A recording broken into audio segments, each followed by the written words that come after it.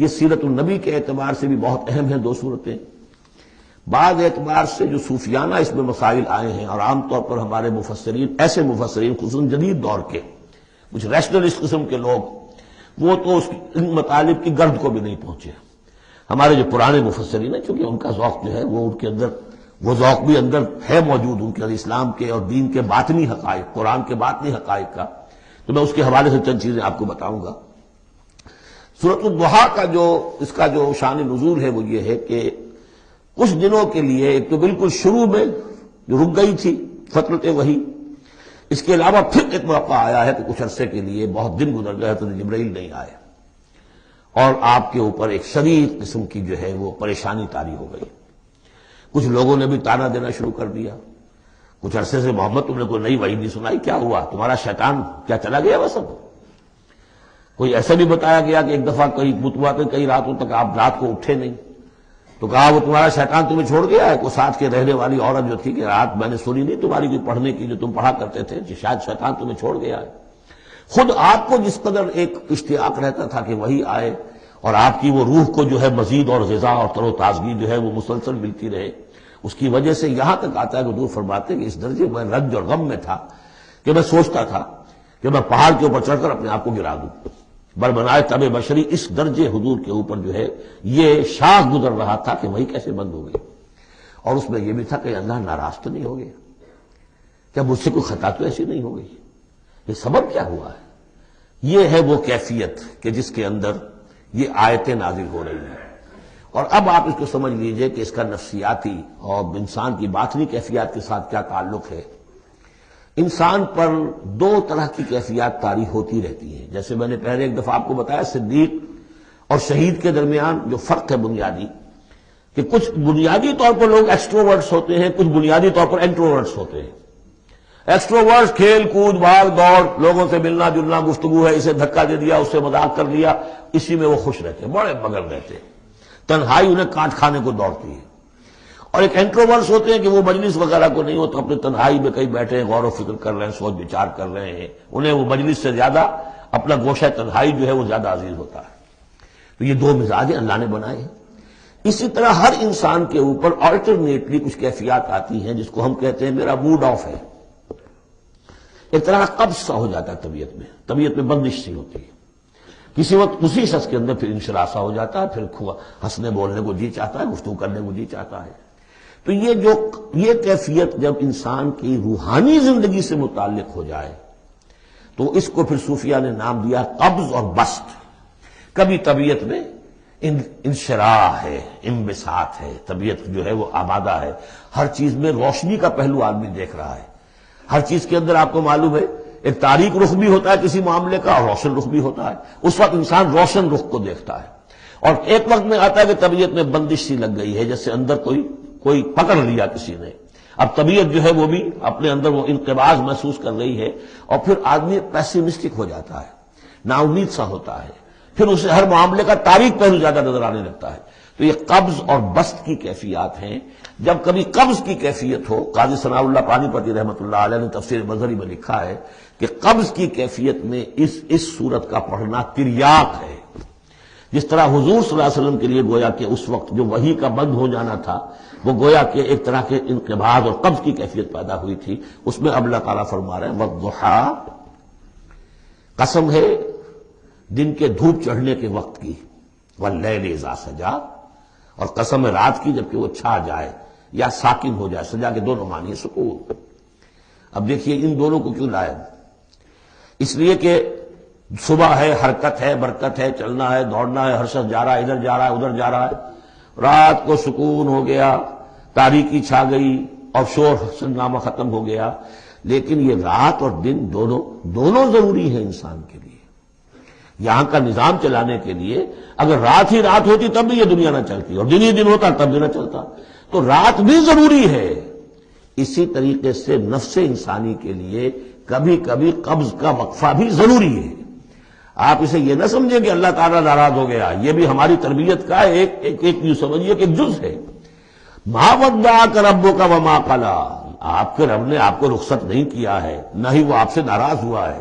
وَلَلْآخِرَةُ خَيْرٌ لَكَ مِنَ الْأُولَىٰ، اور اس کے بعد جو وقت آئے گا اس قبض کے بعد وہ پہلی سے بھی بہتر ہوگا۔ اور میں حیران ہوتا ہوں کہ کیسے غالب نے وہ بات کہی ہے کہ جو بالکل ترجمانی ہے اس کی، رکتی ہے میری تباہ تو ہوتی ہے رواں اور، یعنی یہ کہ جب میری طبیعت کے اوپر کبھی کبھی رکاوٹ سی آ جاتی ہے، اب شعر جو ہے اچھے نازل نہیں ہو رہے، لیکن جب وہ رکاوٹ سے میں نکلتا ہوں، اس قبض سے نکلتا ہوں، رکتی ہے میری تباہ تو ہوتی ہے رواں اور، اس لیے کہ اس قبض کے بعد جب مرحلہ آتا ہے انبساط کا اور انشراح کا تو وہ ایک قدم آگے ہوتا ہے، آدمی اس پہلی کیفیت سے ایک درجہ جو ہے اس کا بڑھ چکا ہوتا ہے۔ وَلَلْآخِرَةُ خَيْرٌ لَكَ مِنَ الْأُولَىٰ، یقیناً پچھلی ہر گھڑی، ہر ساعت اور ہر قبض کے بعد آنے والا انبساط آپ کے لیے پہلے سے اونچا درجہ لے کر آئے گا۔ وَلَسَوْفَ يُعْطِيكَ رَبُّكَ فَتَرْضَىٰ، ان قریب آپ کا رب آپ کو اتنا کچھ دے گا، اتنا کچھ دے گا، آپ کی محنتوں کے وہ نتائج سامنے آئیں گے کہ آپ راضی ہو جائیں گے۔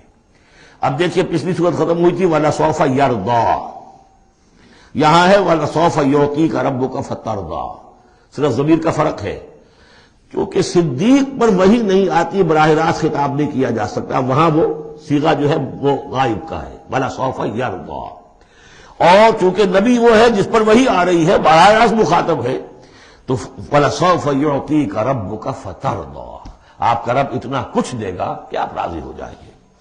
اب یہ کہ اسی قبض کی حالت میں پھر اللہ تعالیٰ اپنے احسان جتا رہا ہے، اور یہ بہترین ہے۔ کبھی طبیعت پر ڈپریشن ہو اس طرح کی اور قبض کی کیفیت ہو تو آدمی یاد کرے کس کس مرحلے پر اللہ نے میری دستگیری فرمائی، کن کن مراحل پر اللہ تعالیٰ نے مجھے مشکلات سے نکالا، اس سے وہ حوصلہ بڑھتا ہے۔ اور اس کو بھی سمجھیے کہ اسی انداز میں علم یجد کا یتیمن فآوا، یہ سیرت النبی کے بڑے اہم حصے ہیں جو اس میں آ گئے ہیں۔ آپ کی پیدائش یتیمی میں، پوسٹیومس چائلڈ، باپ تو پہلے فوت ہو چکا ہے، دادا ہے 2 سال کی عمر میں وہ بھی گئے، پھر 6 سال کی عمر نہیں 6 سال کی عمر میں والدہ گئی، 8 سال کی عمر میں دادا گئے، اور وہ یعنی جو آپ نے دیکھا ہے ابتدائی زمانہ زندگی کا تو وہ یتیمی کا۔ علم یجد کا یتیمن فآوا، کیا اس نے اے محمد آپ کو نہ پایا کہ آپ یتیم تھے، پھر پناہ دی، آپ کے لیے بندوبست کیا، دادا کے دل میں جو شفقت ڈالی، پھر آپ کے تایا زبیر کے دل میں جو شفقت ڈالی۔ بدقسمتی سے ہماری تاریخ میں چونکہ بہت زیادہ عمل دخل رہا اہل تشیع کا، تو عبد المطلب کے بعد فوراً ابو طالب کا نام آتا ہے، حالانکہ یہ غلط ہے تاریخی اعتبار سے۔ عبد المطلب کے بعد کافی عرصے تک زبیر جو آپ کے تایا تھے وہ سرپرست تھے، پھر ان کے انتقال کے بعد ابو طالب کا معاملہ آیا، لیکن ان کو بیچ میں سے غائب کر دیا گیا ہے۔ بہرحال اللہ تعالیٰ جو بھی کسی کے دل میں ڈالتا ہے، آخر ابو طالب کے دل میں محبت ڈالی تو کس نے ڈالی؟ وہ ہم پڑھ چکے ہیں سورہ طٰہٰ میں، وَأَلْقَيْتُ عَلَيْكَ مَحَبَّةً مِّنِّي، حضرت موسیٰ علیہ السلام کی موہنی صورت کے اوپر اللہ تعالیٰ فرماتے ہیں ہم نے اپنی محبت کا پرتو ڈال دیا کہ تمہیں دیکھنے کے بعد وہ قتل کرنے کے ارادے سے باز رہ گئے، ان کے ہاتھ سر ہو گئے، ایسی موہنی صورت، اسے قتل کرنے۔ وَأَلْقَيْتُ عَلَيْكَ مَحَبَّةً مِّنِّي وَلِتُصْنَعَ عَلَىٰ عَيْنِي، یہ ہوا ہے۔ تو فرمایا علم یجد کا یتیمن فآوا ووجدک ضالا فہدا، اور پھر جب آپ شعور کی پختگی کو پہنچے اور غور و فکر کا مرحلہ آیا، حقائق میں انسان کو سوچ بچار کا مرحلہ آیا، اور آپ کو دیکھا کہ آپ تلاش حقیقت میں سرگرداں ہیں، تو ہدایت دی۔ وہ آگے آ جائے گا، بہت قریب پہنچ گئے ہم، اقرا بسم ربک الذی خلق، وہ مرحلہ جب آئے گا۔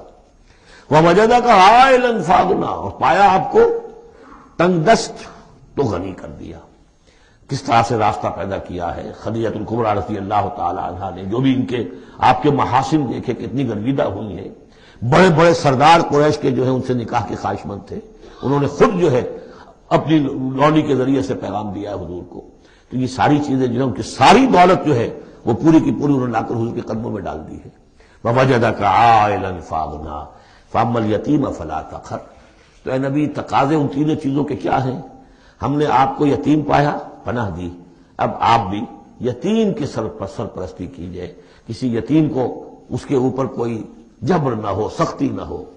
وَأَمَّا السَّائِلَ فَلَا تَنْهَرْ، اور آپ جبکہ تلاش حقیقت میں سرگرداں تھے تو ہم نے آپ کو ہدایت دی، اسی طریقے سے اب آپ کو بھی کوئی شخص سائل بن کر آپ کے پاس آئے سوال کرے، اسے جھڑکنا نہیں ہے۔ اسے جو بھی سائل دونوں طرح کے ہوتے، سوال کرنے والا کوئی علمی سوال اور سوال کرنے والا کوئی مالی مدد کے لیے۔ وَأَمَّا بِنِعْمَةِ رَبِّكَ فَحَدِّثْ، اور جو ہدایت تمہیں دی ہے ہم نے اب اسے عام کرو، یہ نعمت ہے، آپ کے رب کا انعام ہے، یہ ہدایت جو آپ کو عطا ہوئی ہے، اس کو بیان کرو۔ اس کے بیان کرنے میں یہ بھی ہے کہ اللہ کے انعامات کا چرچا انسان کرے اس کا شکر ادا کرنے کے لیے، اور یہ بھی ہے کہ اس کو پھیلائے اور عام کرے، دوسروں تک پہنچائے، ورنہ وہ بخل ہو جائے گا کہ وہ دولت جو ہے ہدایت کی، اس کو آدمی صرف اپنی ذات تک محدود رکھے اور اس کا جو خیر ہے وہ دوسروں تک نہ پہنچائے۔